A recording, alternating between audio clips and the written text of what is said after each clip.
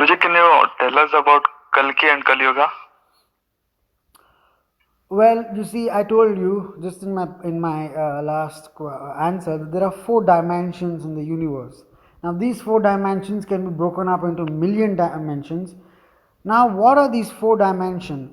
Well, I'm sure there are Sanskrit words for that, but I have not read any scriptures. I will try to explain it in simple English language. Now, the first dimension is the physical gross dimension that we all are living in.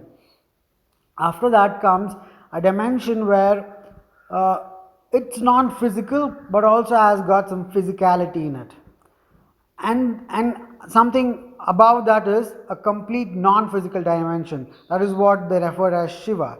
Now in between is a fusion of Shiva and the physical non-physical dimension. This fusion is what we call as the Krishna consciousness or the Vishnu consciousness. So every time when they talk about an avatar, when they talk about a divine being descending to this planet, this fusion of energy comes down, descends down. Now, it's much more complex than this. There are many things that get involved, and it doesn't matter in which era you're living in, you have the ability to transcend and go beyond. You have the ability to raise beyond your animal nature, your physicality, and get the glimpse of the ultimate universe or the divine consciousness.